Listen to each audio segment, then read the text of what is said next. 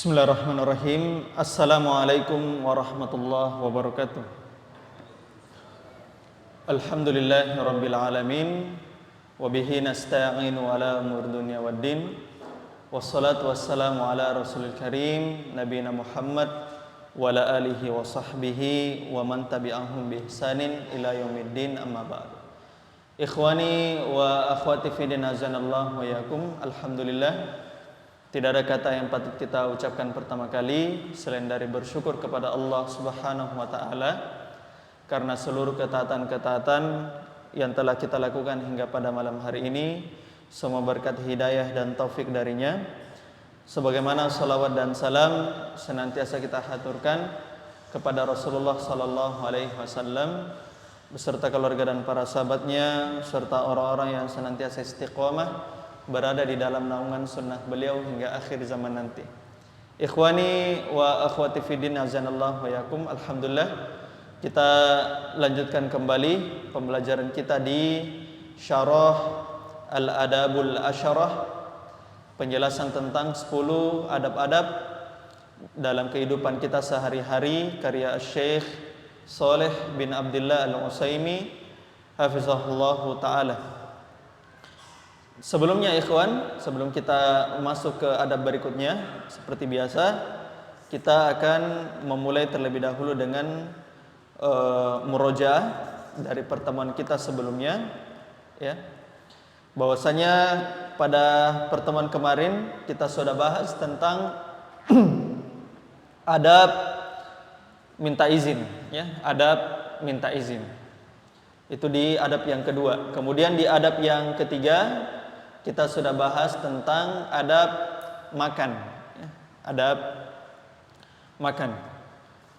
Ya, baik. Sebelumnya di adab minta izin,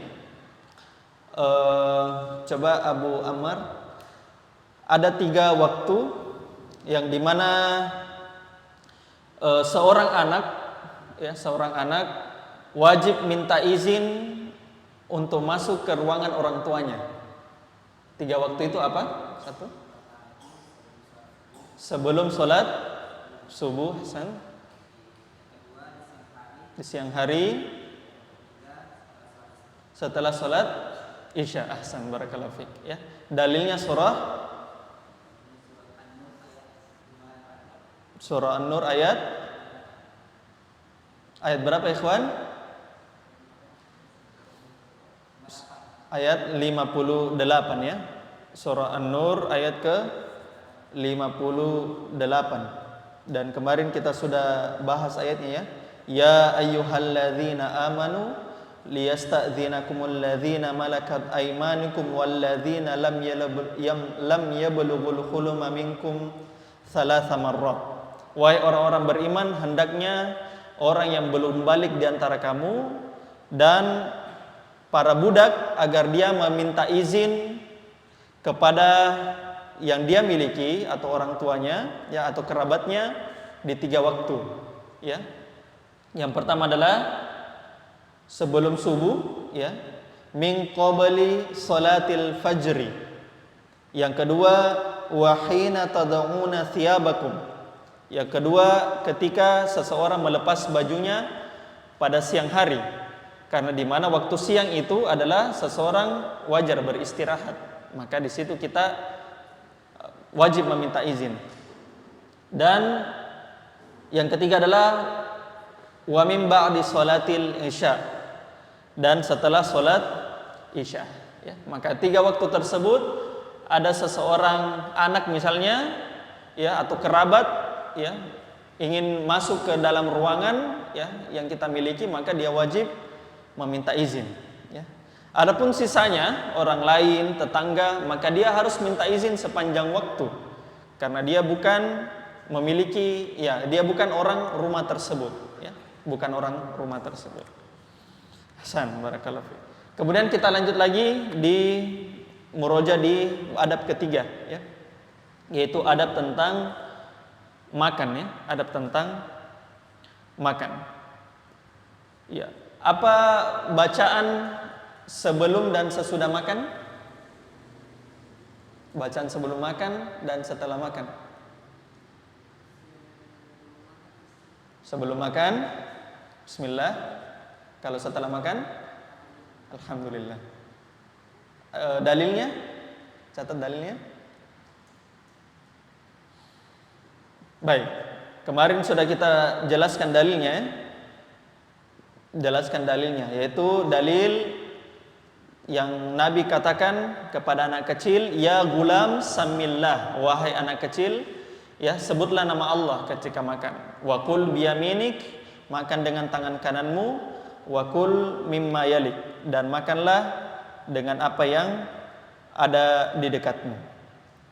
Sekarang kita ikhwan masuk di adab yang keempat.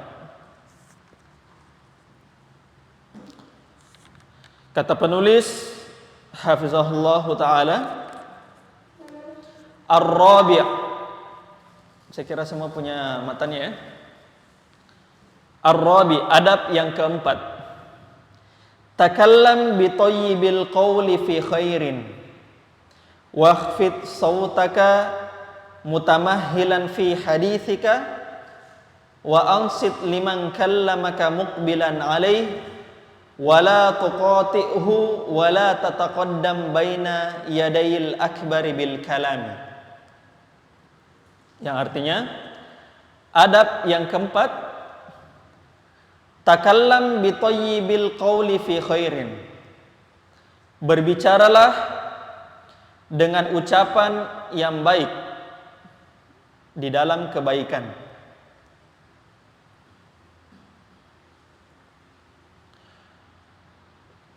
Wakhfid sautaka mutamahhilan fi hadithika, rendahkanlah suaramu dengan perlahan ketika engkau berbicara.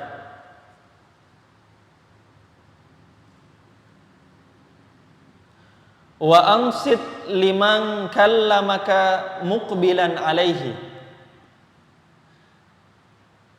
dan diamlah kepada seseorang yang berbicara padamu. Dan diamlah kepada seseorang yang berbicara padamu dengan menghadap kepadanya. Dengan menghadap kepadanya. Wala tuqati'hu, janganlah memotong pembicaraannya. Janganlah memotong pembicaraannya. Wala tataqaddam baina yadayil akbari bil kalami, dan janganlah mendahului orang yang lebih tua darimu. Dan janganlah mendahului orang yang lebih tua darimu. Di adab yang keempat ini, ikhwan wa akhwat, kita dapatkan satu adab, yaitu adab apa? Adab berbicara. Adab berbicara. Di adab ini ada 7 pembahasan. Ada 7 masail atau 7 pembahasan. Pembahasan yang pertama adalah berkata dengan ucapan yang baik. Berkata dengan ucapan yang baik. Sebagaimana kata penulis, takallam bi thayyibil qawli fi khairin. Ya, berbicaralah dengan ucapan yang baik dalam kebaikan. Dalilnya apa ikhwan akhwat?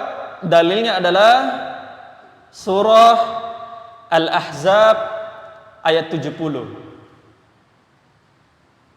Surah Al-Ahzab ayat 70. Dan ayat ini sering digunakan oleh para khatib ketika khutbah Jumat. Ya. Kata Allah Subhanahu wa taala, atau saya kira ada bawa Al-Quran? Ya, coba dibaca. Ada? Coba surah Al-Ahzab ayat 70. Semua buka Al-Qur'annya. Ya. Kita menggunakan Al-Qur'an. Harus pakai Al-Qur'an.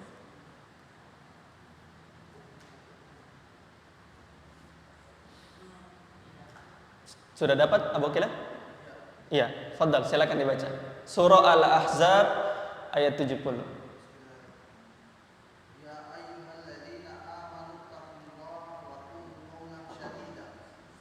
Ahsan. Apa artinya? Wahai orang-orang beriman, bertakwalah kamu kepada Allah dan ucapkanlah perkataan yang benar. Ahsan.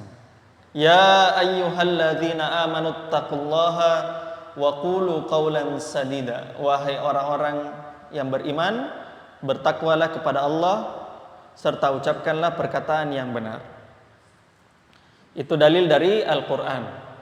Kemudian dalil dari hadis, yaitu hadis yang diriwayatkan oleh Imam Bukhari dan Muslim. Dalil hadis riwayat Imam Bukhari dan Muslim dari sahabat Abu Hurairah radhiyallahu taala anhu. Dari sahabat Abu Hurairah radhiyallahu taala anhu. Kata Rasulullah sallallahu alaihi wasallam, "Man kana yu'minu billahi wal yaumil akhir falyaqul khairan aw liyasmut."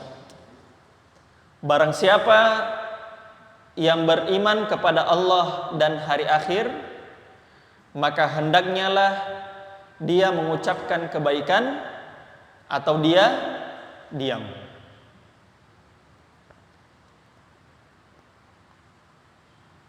Atau dia diam. Maka itu dalil dari Al-Quran surah Al-Ahzab dan dari hadis yang saya kira terkenal ya hadisnya, man kana yu'minu billahi wal yaumil akhir falyaqul khairan aw liyasmut.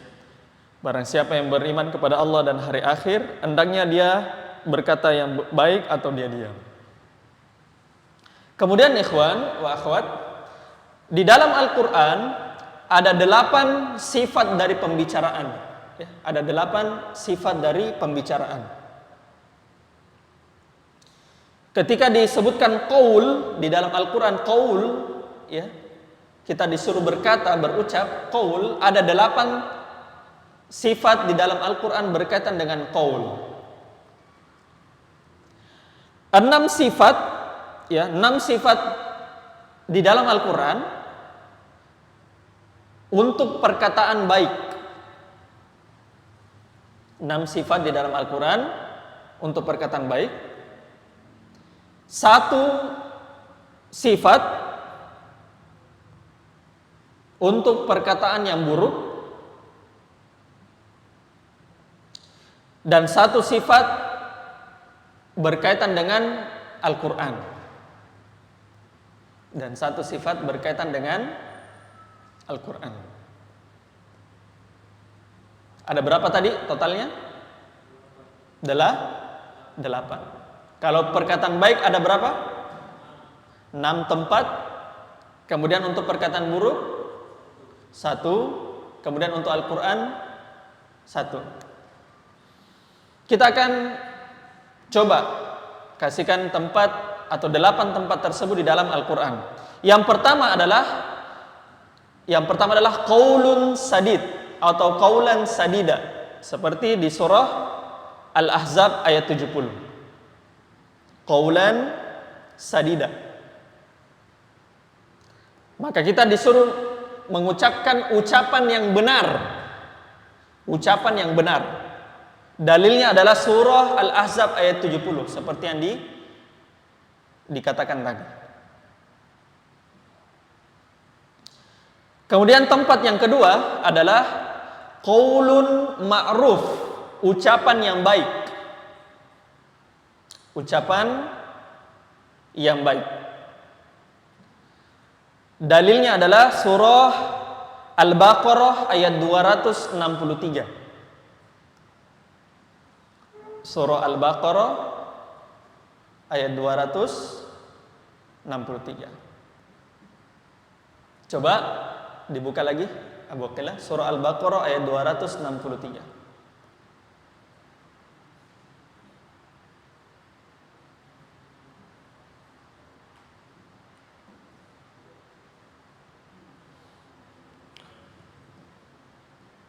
Sediakan Al-Quran ya, sediakan Al-Quran. Kita bahas Al-Quran, hadis, Al-Quran, hadis.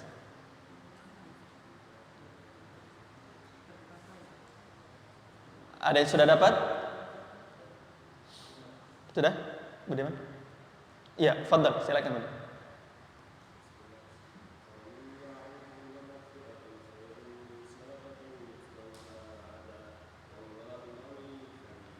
Artinya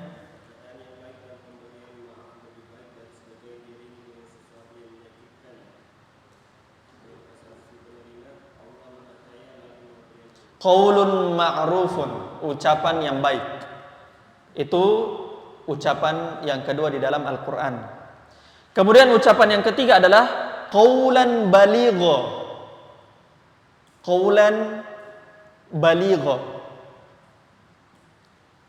yaitu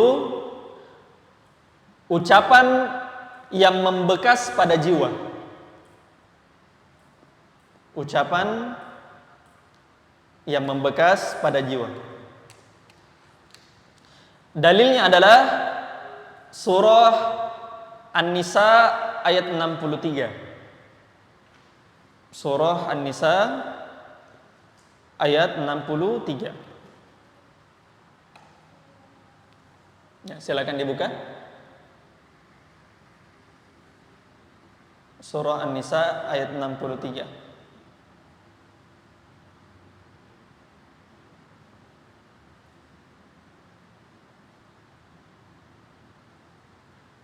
Ada sudah dapat? Ya, fadhal.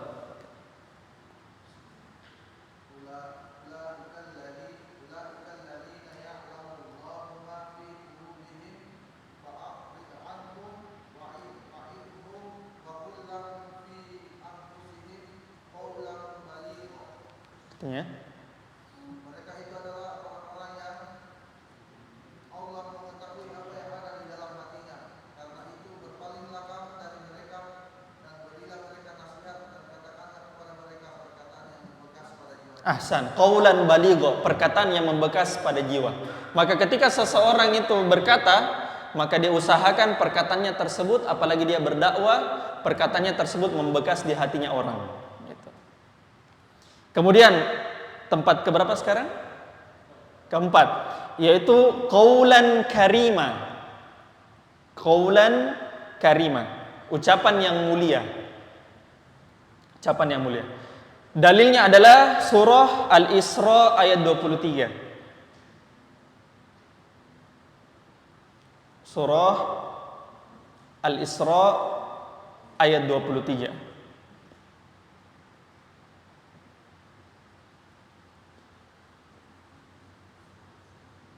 Sudah dapat?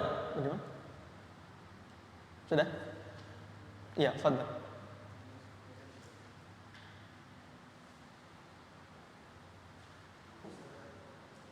Ya, silakan. Dia baca, Budiman.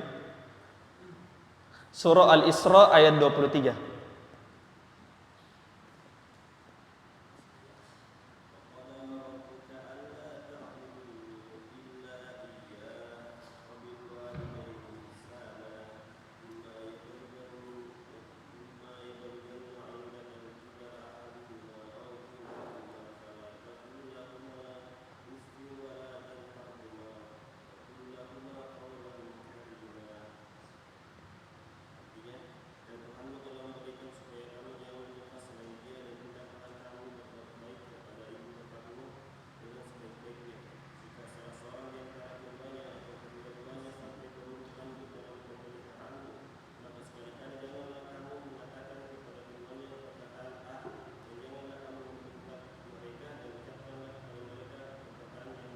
Ahsan, ini perkataan kepada orang tua ya. Imma yablughanna indal kal kibaru ahaduhuma au kilahuma. Kalau keduanya sudah mencapai usia lanjut, ya faqala taqul lahuma uffin, jangan kamu bilang wala tanharhuma, jangan kamu bentak mereka, wa qul lahuma qaulan karima, ucapkan kepada mereka ucapan yang mulia. Maka seseorang ketika berkata, hendaknya dia berkata mulia, terutama untuk orang tuanya, ya, orang tuanya. Pernah waktu di kajian Ustadz Ubaid disodorkan pertanyaan, Ustadz, bagaimana hukumnya? Ya kita kita marahi orang tua gara-gara orang tua tidak kasih makan ayamnya. Katanya pagi-pagi orang tuanya dia lupa kasih makan ayamnya. Maka kata Ustadz Ubaid bilang, jangan dibentak orang tua, kalau perlu sembeli itu ayammu. Gitu. Ya, karena tidak boleh kita bentak orang tua. Ya, jangan dibentak. Ya. Kalau misalnya ada pun salah kepada mereka, mending kita mengalah. Jangan kita bentak orang tua. Ya. Di dalam ayat tersebut kita disuruh qaulan karimah, ucapan yang mulia. Kemudian tempat yang kelima adalah qaulan maisura. Qaulan maisura, ucapan yang mudah dipahami. Ucapan yang mudah dipahami. Dalilnya beberapa ayat setelahnya, surah Al-Isra ayat 28. Fadhal, Abdullah. Surah Al-Isra ayat 28.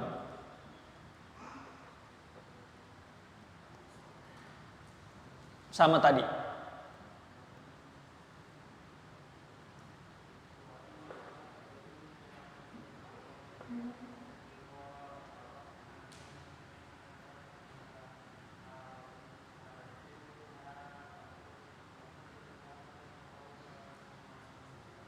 Artinya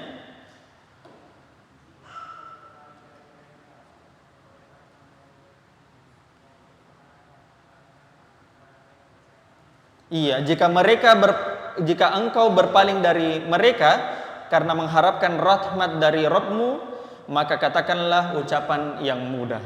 Katakanlah ucapan yang mudah. Kemudian tempat yang keenam adalah qaulan layyinan. Qaulan layyinan. Qaulan layyinan. Dalilnya adalah surah Toha ayat 44. Ya, fadhal Budiman. Toha ayat 44.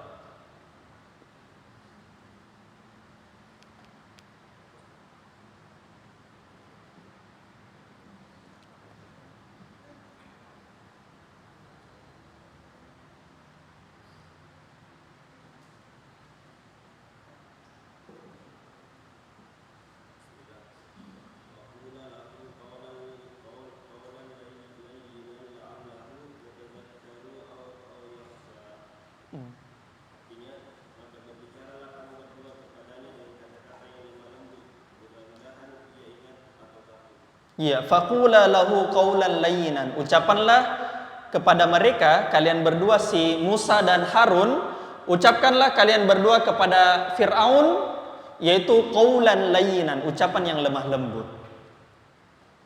La'allahu yatadzakkaru aw yakhsha. Mudah-mudahan dia mengingat atau dia takut.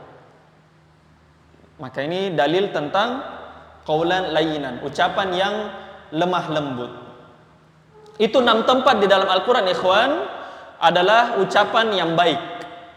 Kemudian 1 tempat di dalam Al-Quran ucapan yang buruk, disebut dengan nama qaulan azima. Qaulan azima, ucapan yang besar, maksudnya berdosa besar. Qaulan azima. Dalilnya adalah surah Al-Isra juga. Surah Al-Isra ayat 40. Surah Al-Isra ayat 40. Qaulan azima, ucapan yang memiliki dampak besar, yaitu dosa. Ya, betul.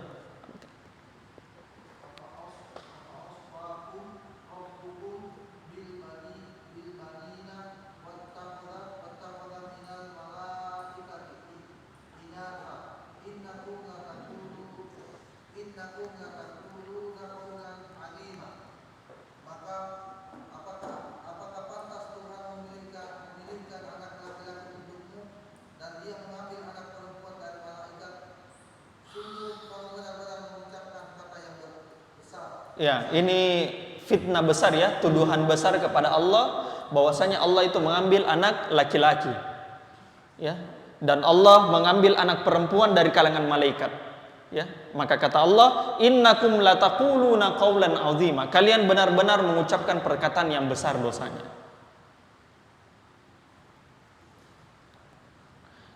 Kemudian yang terakhir adalah qaul, ucapan berkaitan dengan Al-Qur'an, yaitu surah Al-Muzammil juz 29 ya. Surah Al-Muzammil ayat 5. Qaulan tsaqilan, ucapan yang berat. Ucapan yang berat.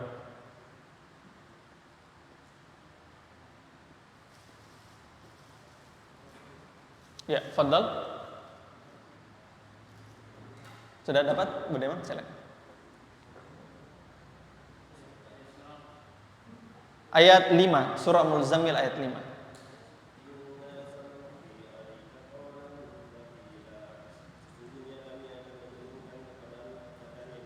Inna sanulqi 'alaika qawlan tsaqila. Sesungguhnya kami akan menurunkan kepadamu perkataan yang berat, yaitu Al-Qur'an. Maka Al-Qur'an disifati perkataan yang berat, ya.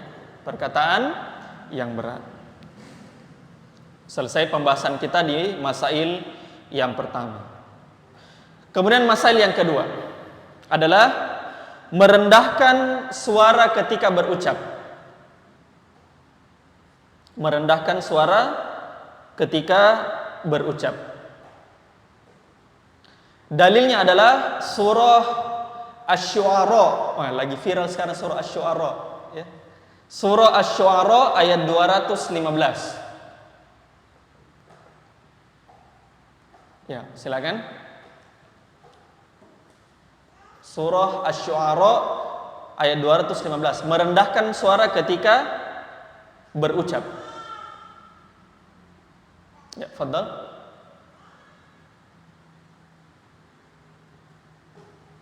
Ya, sudah dapat Abu Kila?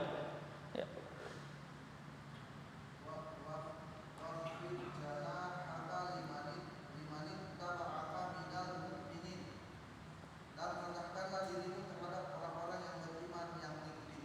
Iya, wahfid janahaka limanittaba'aka minal mu'minin. Dan rendahkanlah, di situ dia mengucapkan janaha. Janahun itu sayap, ya, sayap. Ya, antum tidak mungkin punya sayap. Tapi yang dimaksud di situ, rendahkanlah suaramu, bersikaplah tawadhu kepada orang-orang beriman. Itu maksudnya. Rendahkanlah suaramu dan bersikaplah tawadhu terhadap orang-orang beriman. Jadi jangan ketika kita berbicara sama orang, ya, apalagi sesama muslim, dengan perkataan yang keras, ya. Perkataan yang keras, ucapan yang keras.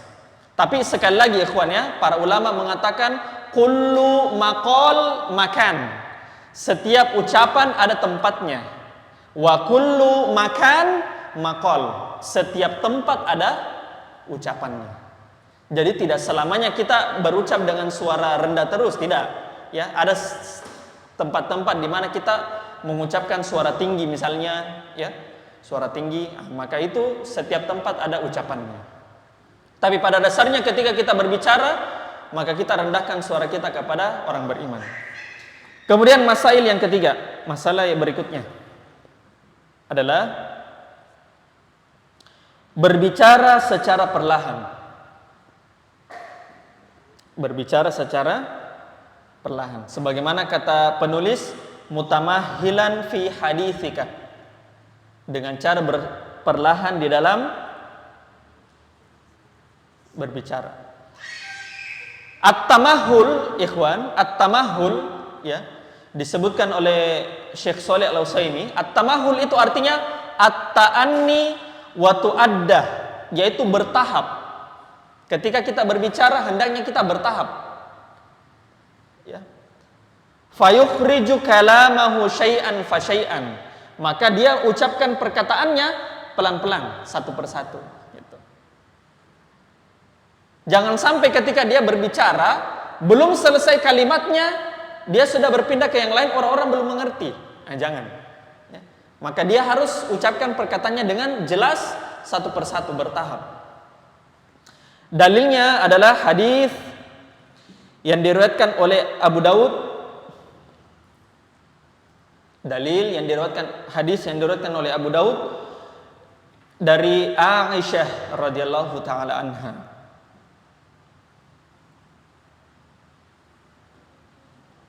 Dari Aisyah radhiyallahu taala anha. Kata Aisyah radhiyallahu taala anha, beliau mendeskripsikan bagaimana ucapannya Nabi.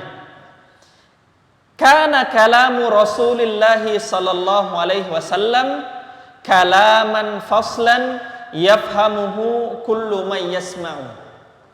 Bahwasanya ucapan perkataannya Nabi alaihi salatu wasallam, beliau ucapannya faslan, tahap bertahap, terpisah-pisah. Gitu. Bukan nyambung terus perkataannya. Yafhamuhu kullu man yasma', yang dapat dipahami seluruh orang yang mendengarnya. Yang dapat dipahami seluruh orang yang mendengar. Jangan sampai kita mengucapkan ucapan yang terlalu tinggi, ya, bahasanya terlalu tinggi tapi orang-orang tidak paham. Kita ucapkan sesuai dengan apa yang bisa dipahami oleh orang-orang. Maka ini adalah masail yang ketiga, berbicara secara perlahan. Kemudian masail yang keempat adalah berdiam ketika seseorang berbicara.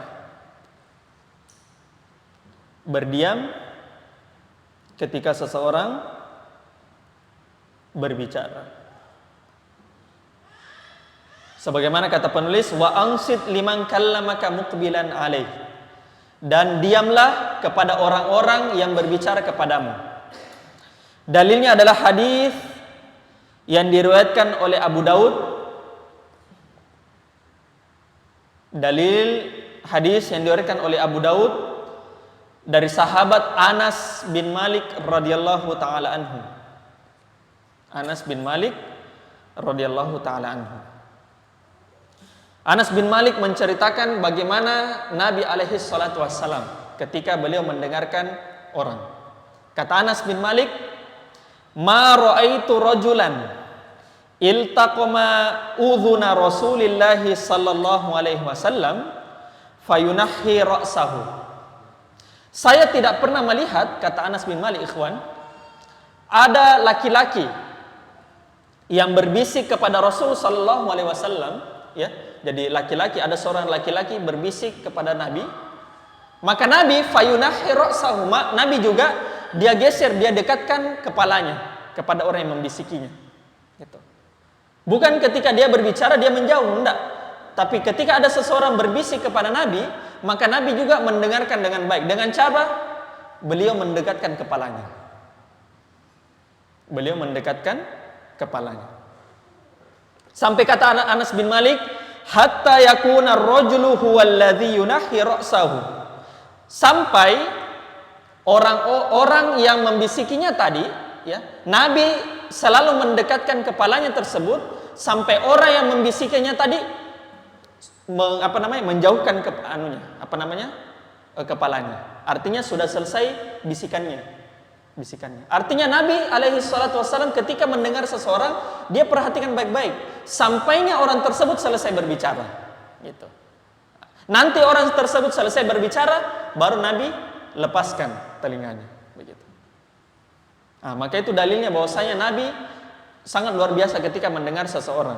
Kemudian kata Anas bin Malik lagi, wa ma ra'aitu rajulan akhadha biyadihi fataraka yadahu. Saya tidak pernah melihat ada laki-laki memegang tangan Nabi Muhammad sallallahu alaihi wasallam. Jadi ada laki-laki misalnya pegang tangannya Nabi Muhammad, lalu Nabi Muhammad lepas tangannya begini, tidak pernah. Jadi Nabi ketika dipegang tangannya, orang kalau dipegang tangannya berarti apa? Dia butuh sama orang tersebut, ya kan? Dia butuh. Tapi Nabi alaihi salatu wasallam ketika dipegang tangannya tidak pernah dia lepas tangannya begini. Sampai kata Anas bin Malik, hatta yakuna ar-rajulu huwallazi yadahu. Sampai orang yang memegang tangannya Nabi, beliau juga, orang tersebut juga yang melepaskan tangannya. Artinya sudah selesai pembicaraannya. Gitu. Itu saking Nabi sangat mendengarkan orang, ya. Sangat mendengarkan orang. Kemudian ikhwan, ada dua perbedaan ya, antum harus ketahui ya, antum harus catat. Ada perbedaan antara istima dan insot.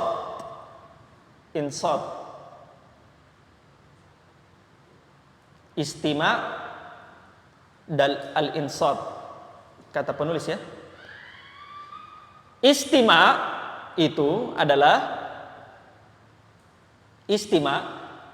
adalah memasang pendengaran kepada orang yang berbicara. Itu namanya istima. Kalau kita bahasakan istima itu artinya mendengar, menyimak. Menyimak. Nah, istima itu bahasa Indonesianya menyimak. Nah, kalau istima adalah mendengarkan pembicaraan atau memasang pendengaran kepada yang berbicara. Itu namanya istima. Ada kadar tambahan, ya, yaitu insot. Ini lebih dari istima, di atasnya lagi istima. Ini menyimak juga artinya, ya. Insot itu artinya menyimak juga, tapi ada kadar tambahannya. Disebutkan oleh Syekh Shalih Al-Utsaimin. Menyimak, insot, ya, itu memasang pendengaran sambil tidak berbicara. Gitu. Memasang pendengaran sambil tidak berbicara. Ya. Yang kita butuhkan di sini ketika ada seseorang berbicara kepada kita, sebagaimana penulis katakan wa ansit, dan insitlah. Artinya apa kalau insit? Berarti diam sambil mendengar sambil diam. Nah, gitu. Mendengar sambil diam. Maka tidak cukup dengan menyimak, karena kalau kita menyimak bisa jadi kita sambil berbicara. Tapi kalau ansit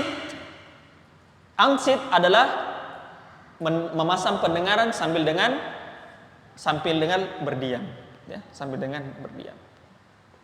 Kemudian sedikit lagi. Masalah selanjutnya adalah menghadap kepada orang yang berbicara.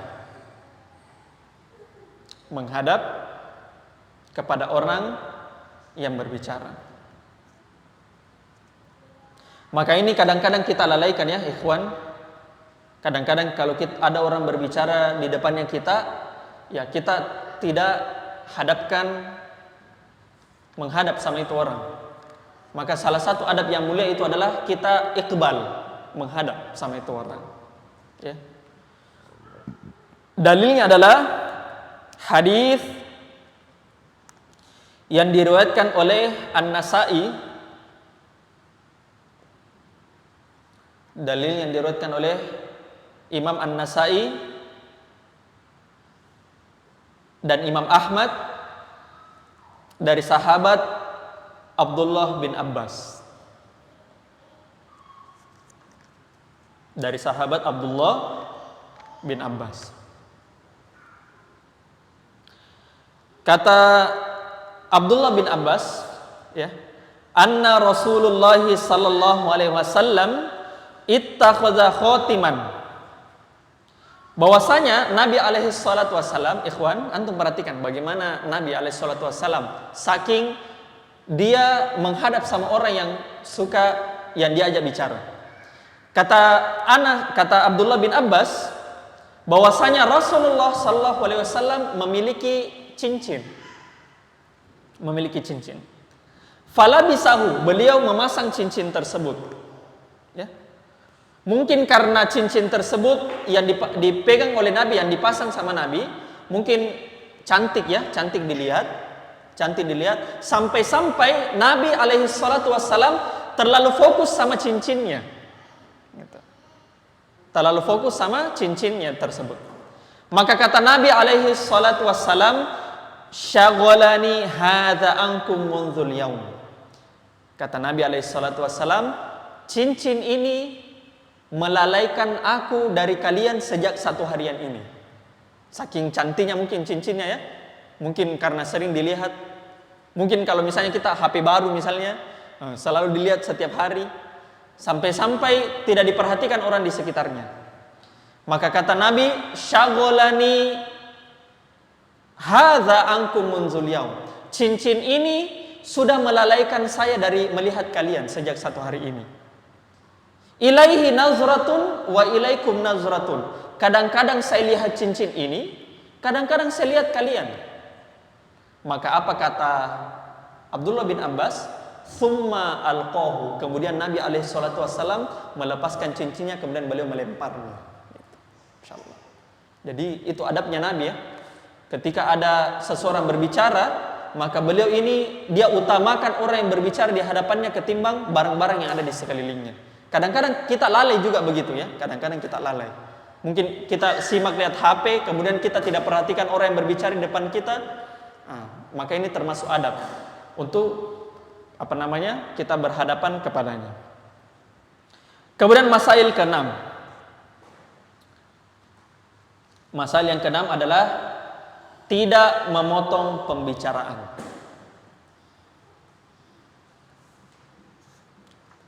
Tidak memotong pembicaraan. Dan ini dalilnya sudah kita sebutkan dari tadi ya, tentang ada seseorang yang kata Anas bin Malik, seseorang tersebut berbisik kepada Nabi, kemudian Nabi mendengarkan dengan baik-baik sampai orang tersebut menyelesaikan ucapannya. Ya.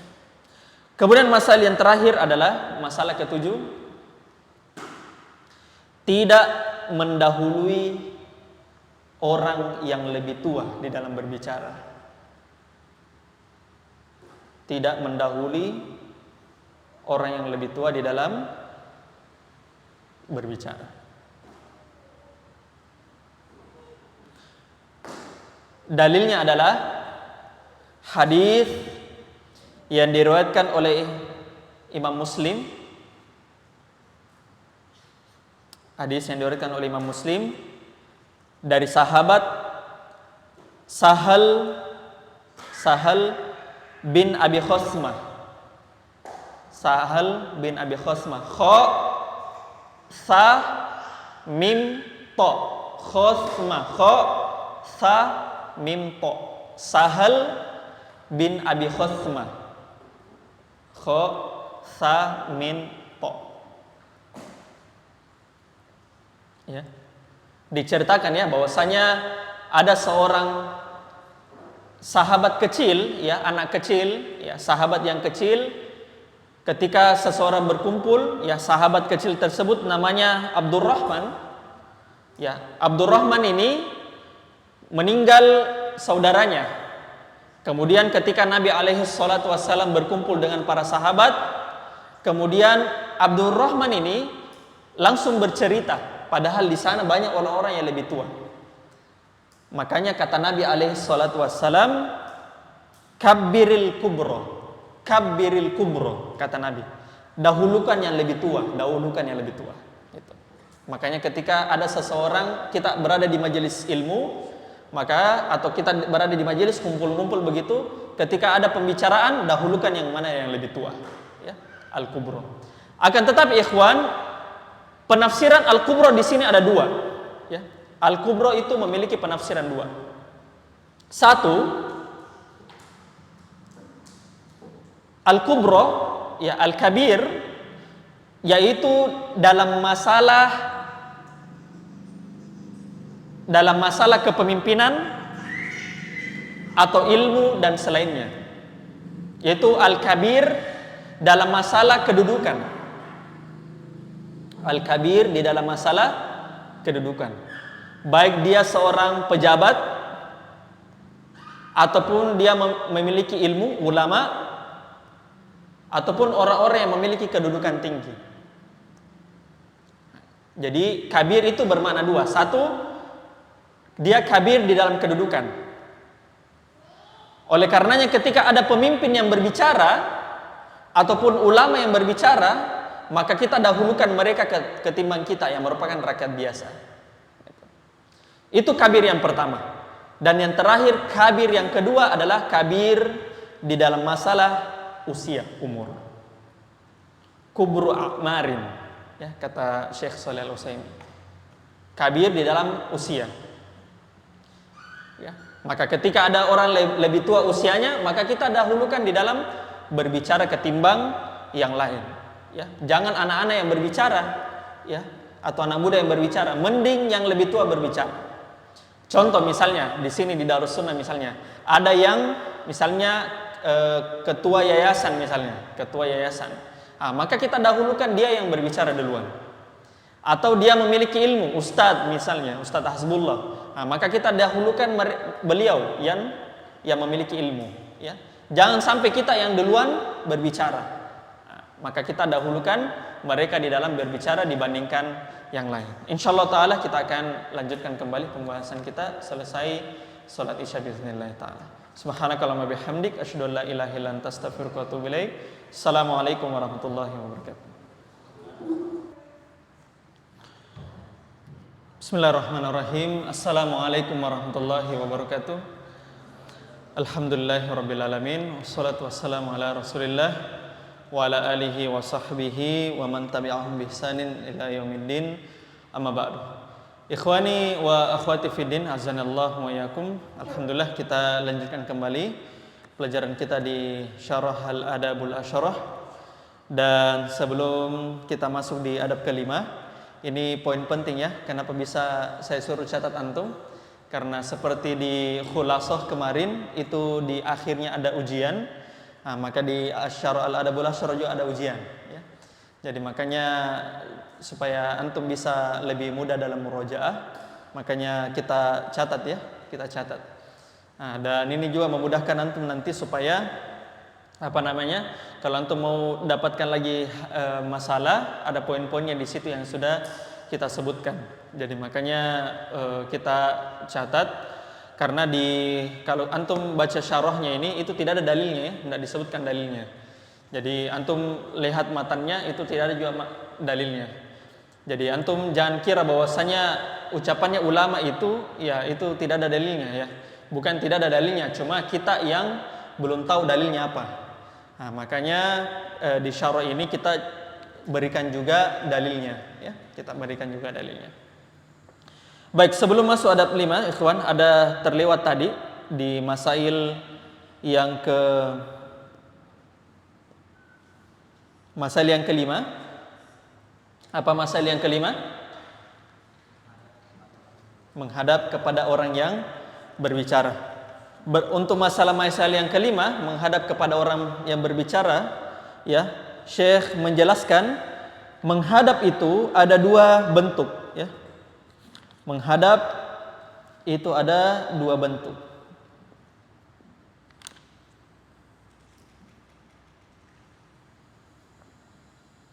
Menghadap ada dua bentuk. Yang pertama adalah menghadap kepada seseorang dengan zahirnya. Menghadap kepada seseorang dengan zahirnya, artinya badannya yang langsung menghadap. Kemudian yang kedua adalah menghadap kepada seseorang dengan batinnya. Menghadap kepada seseorang dengan batinnya. Nah, ketika seseorang berbicara dengan orang lain, ya, atau melakukan percakapan dengan orang lain, maka dia harus mengumpulkan dua mukbil tersebut. Satu, menghadap dengan zahir. Yang kedua, menghadap dengan batin. Maksudnya apa? Maksudnya adalah ketika kita berbicara dengan orang, selain dari badannya kita juga menghadap, selain dari badan kita juga menghadap, batinnya juga kita menghadap sama itu orang. Jadi jangan sampai ketika kita berbicara sama orang, badannya saja menghadap, tetapi ya pikirannya kemana-mana. Gitu. Jadi ketika kita berbicara sama orang, kumpulkan dua hal. Satu, menghadap dengan zahir. Yang kedua menghadap secara batin. Supaya apa? Ketika antum ditanya balik, antum jangan lagi bertanya, kenapa? Nah, gitu. Ternyata pikirannya kemana-mana, gitu. Jadi ketika seseorang itu menghadap, ya, wa akmalul iqbali, ya, dia harus mengumpulkan dua hal, yaitu dia menghadap sama dengan badannya dan dia juga menghadap dengan pikirannya. Jangan sampai dia menghadap badannya saja tapi pikirannya kemana-mana, gitu ya. Itu adab pada saat berbicara. Sekarang kita akan lanjutkan kembali adab yang kelima.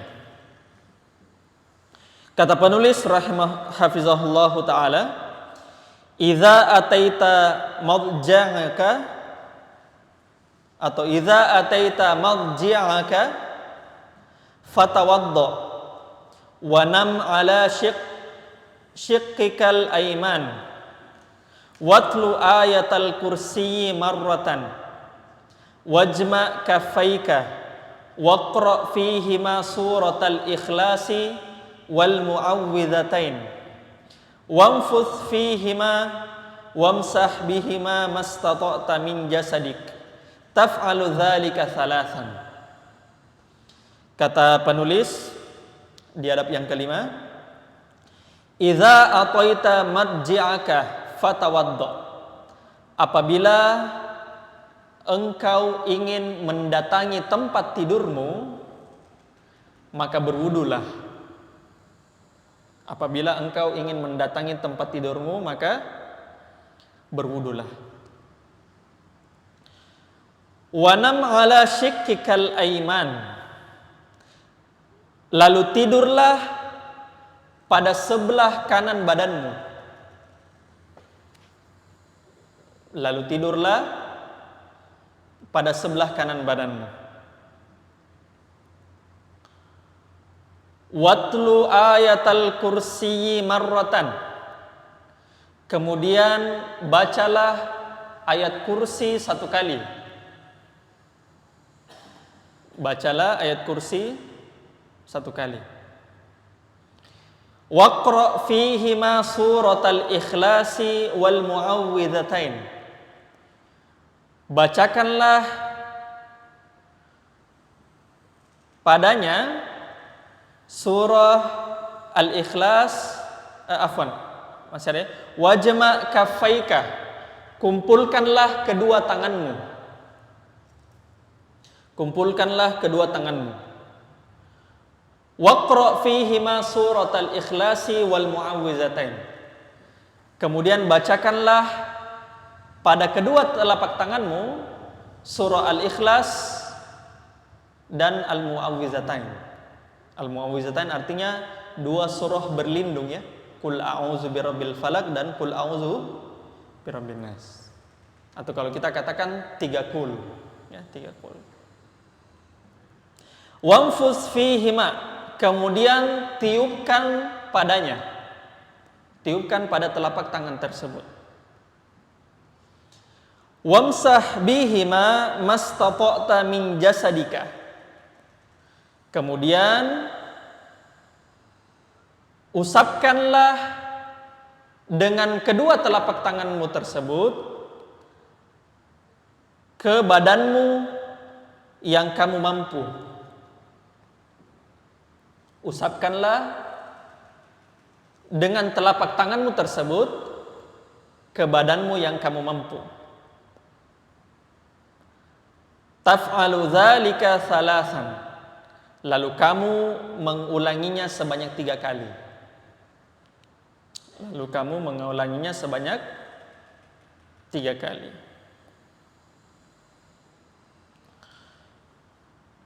Di sini ikhwan wa akhwat kita dapatkan satu adab lagi, yaitu adab apa? Adab tidur. Adab tidur. Di adab ini sebenarnya ada 8 masail, ya, ada 8 masail. Cuma saya tambahkan 1, berarti 9. Ada 9. Ada 8 yang disebutkan sama Syekh di syarahnya. Kemudian saya tambahkan 1 jadi 9. Ada 9 permasalahan yang akan kita bahas berkaitan dengan adab tidur. Masalah yang pertama adalah sunnah berwudu ketika hendak tidur. Sunnah berwudu ketika hendak tidur. Sebagaimana kata penulis, "Idza ataita madji'aka fatawaddo." Apabila kamu datang ke pembaringanmu, maka berwudulah. Itu masalah yang pertama. Kemudian masalah yang kedua, ini kita gabung dalilnya ya. Antara masalah pertama dan masalah kedua kita gabung dalilnya. Masalah yang kedua adalah tidur pada sisi kanan tubuh. Tidur pada sisi kanan tubuh.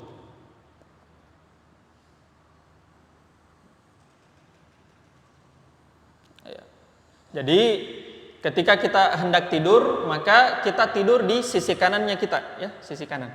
Ustadz, begitu terus satu malam? Tidak begitu terus, ya. Itu di awal saja, di awal. Tapi ketika antum sudah tidak sadarkan diri, nah itu bebas, ya, bebas. Ya. Masa antum atur tidurnya pada saat ini, pada saat lagi tidur, enggak. Tapi pada saat di awal tidur, ya, sunnahnya itu sebelah kanan badan kita. Nah, kalau sebelah kanan badan kita, jantung ada di mana, ikhwan? Kanan atau kiri? Kiri ya. Nah, maka jantung itu ada di atas. Jantung ada di atas. Nah, secara kedokteran itu terbukti ilmiah, ya, bahwasanya tidur di sisi kanan tubuh itu lebih bermanfaat untuk kesehatan. Itu ya, antum bisa cek dari segi pembahasan ilmiah ya. Dalilnya pembahasan masalah 1 dan masalah 2 ya, sunnah berwudu dan tidur pada sisi kanan adalah hadis yang diriwayatkan oleh Imam Bukhari. Hadis yang diriwayatkan oleh Imam Bukhari dari sahabat Al-Bara bin Azib. Al-Bara bin Azib.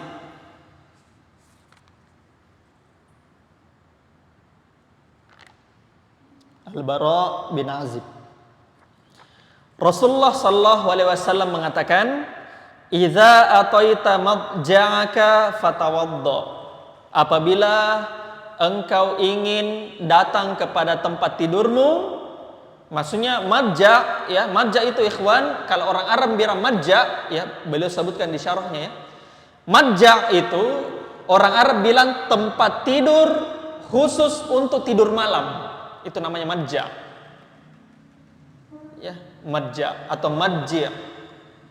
Nah, jadi madji' itu artinya tempat tidur khusus untuk tidur malam.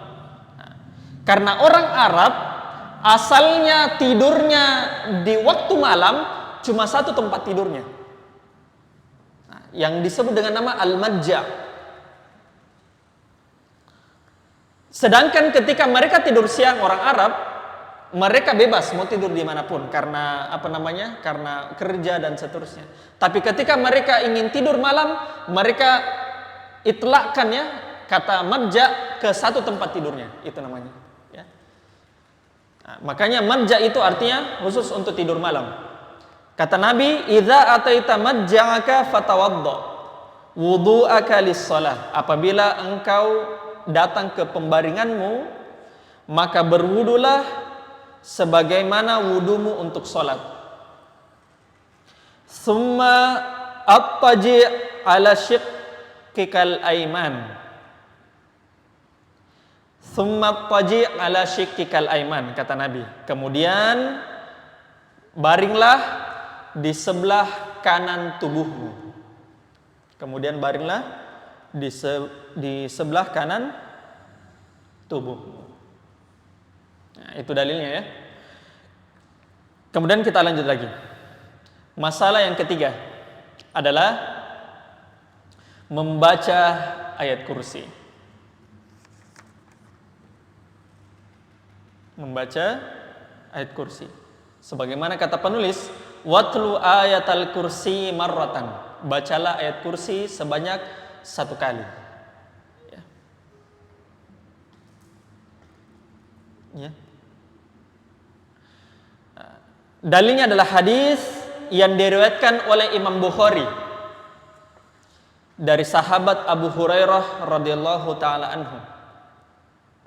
Hadis riwayat Bukhari dari sahabat Abu Hurairah radhiyallahu taala anhu. Tapi ikhwan, ini ada tapinya ya. Ini bukan perkataannya Nabi alaihi salatu wassalam yang saya ucapkan sebentar. Ini perkataannya syaitan. Perkataannya syaitan. Jadi Nabi tidak berkata, tapi Nabi takrir, benarkan, ya. Kisahnya itu, kisah dari Bukhari ini, ya, dari Abu Hurairah adalah kisah ketika Abu Hurairah menangkap setan. Abu Hurairah menangkap setan selama 3 malam. Malam pertama Abu Hurairah tangkap, ya. Abu Hurairah tangkap. Kemudian Abu Hurairah lengah, ya, karena dibilang sama setan, lepaskan saya, gini. Akhirnya Abu Hurairah lepaskan, ya. Kemudian Nabi bilang, kenapa kamu lepaskan pada pagi harinya? Malam kedua Nabi Abu Hurairah tangkap lagi. Terus Abu Hurairah bilang, saya tidak akan melepaskan kamu malam ini. Kemudian setan itu bilang, dalam bentuk manusia, ya, dalam bentuk manusia. Setan itu mengatakan, bila lepaskan saya, ya, saya begini dan begini. Akhirnya Abu Hurairah lengah lagi, lepas lagi. Besok paginya Nabi mengatakan lagi, bilang, kenapa kamu melepaskannya? Akhirnya Abu Hurairah di malam ketiga beliau lepaskan, bilang, kali ini saya tidak akan lengah, gitu ya. Kali ini saya tidak akan lengah. Nah, pada saat itu, ikhwan, setan yang bernyamar menjadi manusia ini mengajarkan Abu Hurairah perkataan. Bayangkan, Abu Hurairah belajar sama setan. Tapi bukan berarti bisa belajar sama ahli bidah, enggak. Kebetulan Nabi membenarkan pada besok harinya, ya. Kata Nabi besok harinya, sodakoka wa huwa kadzib, ya. Sodaqa wa huwa kadzib. Setan itu benar meskipun dia pendusta. Jadi seandainya Nabi bilang tidak benar, berarti setan itu tidak bisa dipercaya. Nah, dan Nabi membenarkan perkataan setan ini. Kata setan begini, ya, ini setan yang langsung ajarkan Abu Hurairah, ya, tapi dibenarkan oleh Nabi. Artinya ini tetap masuk di sunnah, ya, sunnah. Karena sunnah itu adalah qaulun, fi'lun, takriri, ya. Qaulun, amalun, takririyun. Ucapan, perbuatan, dan persetujuan. Nah, gitu. Jadi itu namanya sunnah, ya. Jadi tidak harus Nabi lakukan, tapi disetujui sama Nabi, ya. Nah, kata setan ini kepada Abu Hurairah, ya, idza awaita ila firashika, wahai Abu Hurairah, kalau kamu mau pergi ke pembaringanmu, tempat tidurmu, faqra ayatal kursiyyi min awwaliha hatta takhtima. Maka kamu membacakan ayat kursi dari awal sampai akhirnya. Ayat kursi, ikhwan, ada di surah Al-Baqarah ayat berapa? 255. Ya, ayat 255. Maka kata setan tersebut, faqra ayatal kursi min awwaliha ila takhtimah. Kamu baca ayat kursi tersebut dari awalnya sampai kamu selesaikan. Kemudian setan tersebut mengatakan kepada Abu Hurairah, la yazala 'alaika minallahi hafizun. Allah Subhanahu wa taala akan melindungimu sepanjang malam. Allah akan menjagamu sepanjang malam. Wala yaqrabuka syaitanun hatta tusbiha. Dan setan tidak akan mendekatimu dari malam sampai pagi. Ya, Masya Allah. Itu, ya. Besok paginya ketika Abu Hurairah mendapatkan berita tersebut, maka setan Nabi alaihi salatu wasallam mengatakan, sodaqa wa huwa kadzib. Dia benar meskipun dia pendusta. Gitu. Nah, jadi ini merupakan sunnah takririnya beliau, ya, sunnah takriri. Nabi tidak ucapkan langsung, ya, tapi diceritakan oleh Abu Hurairah tentang setan tersebut. Fahim tuh jamian, paham, ya? Sampai sini. Kemudian kita masuk lagi. Ini sebenarnya saya mau bahas tentang pembahasan apa itu kursi, ya, apa bedanya dengan arash, ya, bagaimana keimanannya ahlus sunnah terhadap kursi dan arash. karena waktu jadi kita singkat saja ya. Singkat saja. Jadi kursi itu ya adalah tempat kedua kaki Allah berpijak ya, kedua kaki Allah. Ini dijelaskan panjang lebar oleh para ulama ya. Sebagaimana dikatakan oleh Abdullah bin Abbas, Abdullah bin Mas'ud tentang masalah arsy dan kursi. Cuma panjang sekali kalau kita mau bahas ya. Ini masuk di pembahasan akidah ya tentang kursi dan arsy. Kita lanjut saja. Di masalah keempat, kita lanjut lagi. Masalah keempat adalah menggabungkan kedua telapak tangan. Menggabungkan kedua telapak tangan. Ya, telapak tangan, ikhwan, ini kalau di dalam bahasa Arab, ya, al-yad al-batin, batin, tahu batin ya? Al-yadul batin, telapak tangan batin. Kenapa dikatakan telapak tangan batin? Karena kalau antum berdiri, ketika antum berdiri, yang kelihatan yang mana? Yang ini atau yang ini? Ketika antum berdiri, yang ini atau yang ini? Yang ini ya, di luar kulit sini. Makanya ini zahir, sedangkan ini al-batin. Nah, telapak tangan itu al-batin karena tidak kelihatan. Nah, yang kita disuruh menggabungkan adalah telapak tangan al-yad al-batin begini. Ya, kita disuruh menggabungkan. Nah, itu masalah keempat. Sebentar kita akan jelaskan dalilnya ya. Masalah keempat sampai ke masalah ke-8 itu satu dalilnya ya, satu dalilnya. Kemudian masalah yang kelima adalah membaca surah Al-Ikhlas dan Mu'awwizatain, atau kita katakan 3 qul. Membaca surah Al-Ikhlas dan Mu'awwizatain.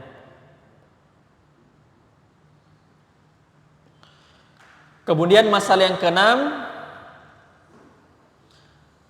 keenam adalah meniup telapak tangan. Meniup telapak tangan.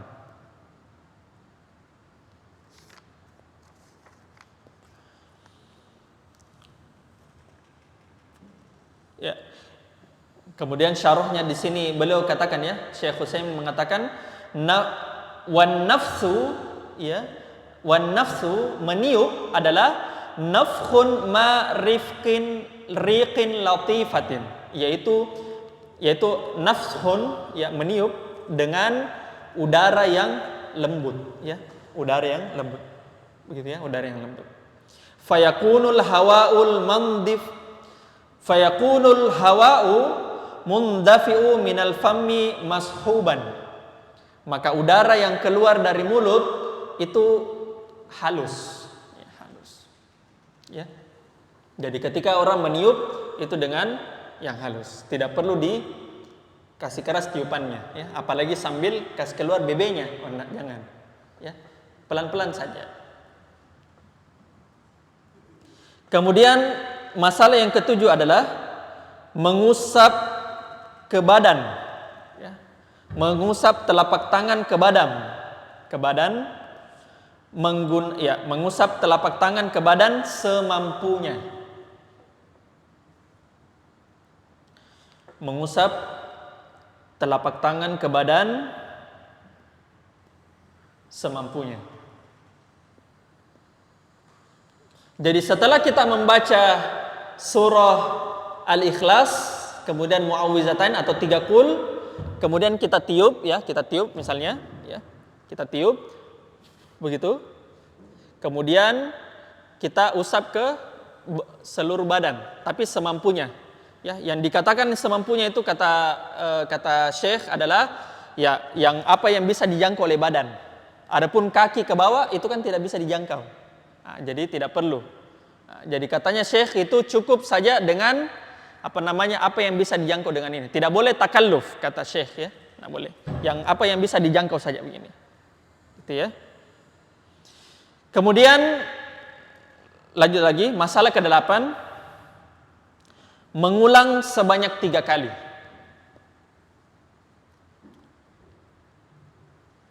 Mengulang sebanyak 3 kali.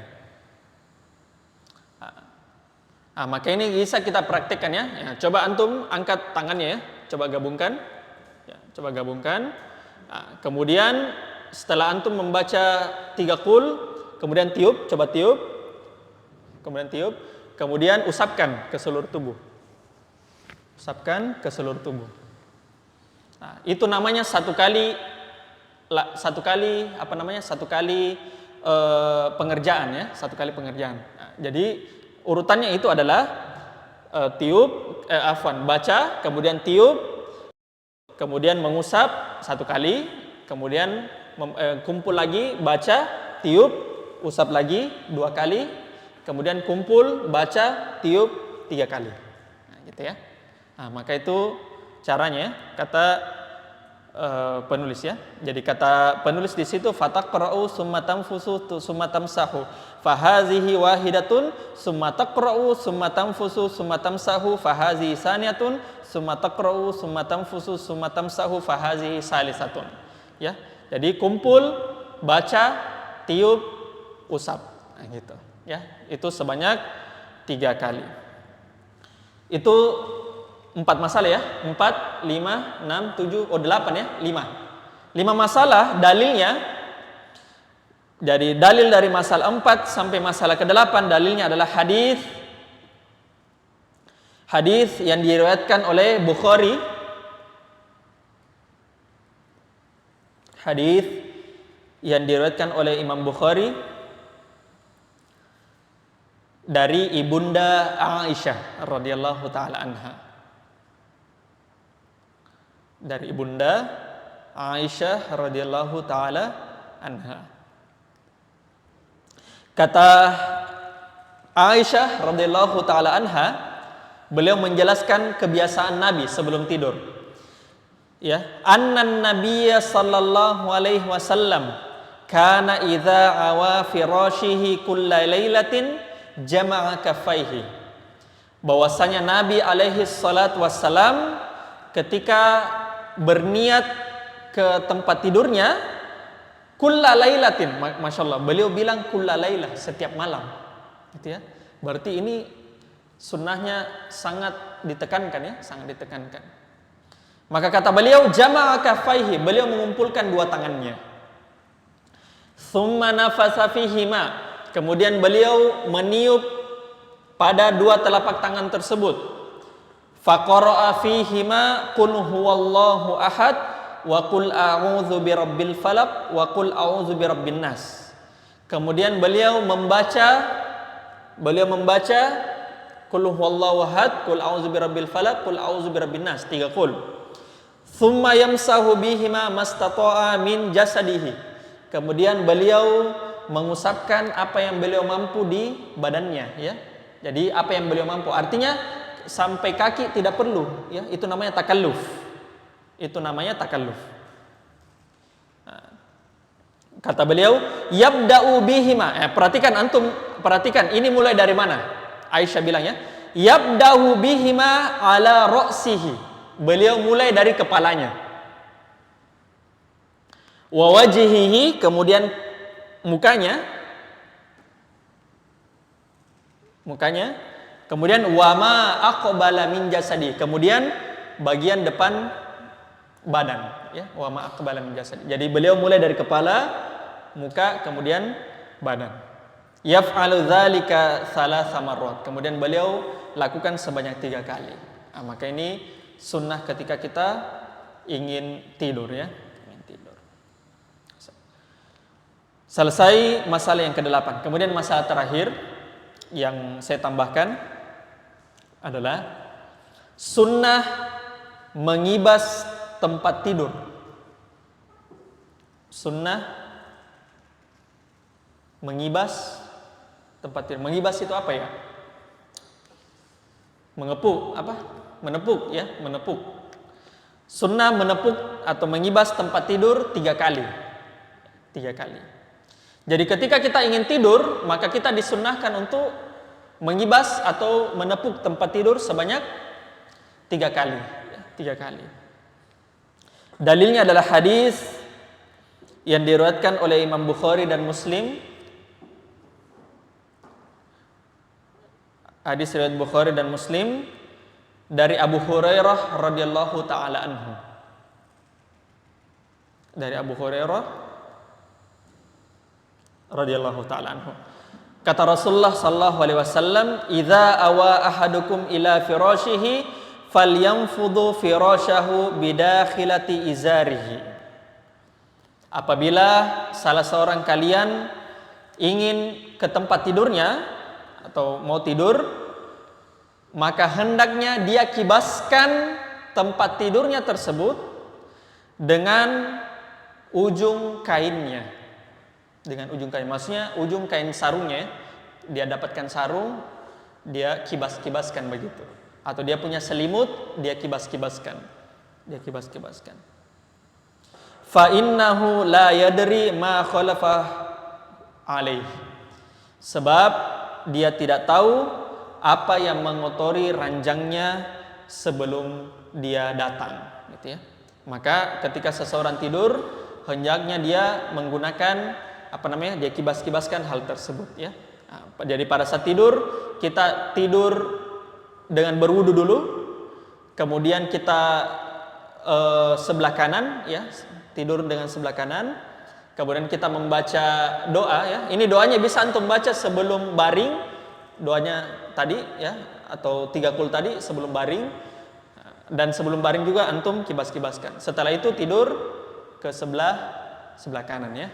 Sebenarnya banyak sekali adab dari tidur, ya, termasuk zikir-zikir, tapi beliau carikan yang paling mudahnya, ya. Ini untuk yang paling mudahnya supaya bisa diamalkan, ya. Jadi hal-hal yang sepele begini, ya, harusnya seorang muslim itu biasakan, utamanya sebelum tidur, terutama penuntut ilmu, ya. Terutama penuntut ilmu yang mengaku bermanhaj ahlus sunnah, karena orang yang ahlus sunnah itu senang dengan sunnah-sunnah Nabi meskipun sepele, ya. Saya kira itu saja yang bisa kita sampaikan. Naktafi bihadzal qadar, walimdallah, nas'alullah ta'ala yang fana mimma alamana, innahu waliyyu dzalika wal qadiru alaih. Kita tutup mengucapkan doa kafaratul majlis. Subhanakallahumma bihamdik, asyhadu an la ilaha illa anta, astaghfiruka wa atubu ilaik. Walhamdulillahirabbil alamin. Assalamualaikum warahmatullahi wabarakatuh.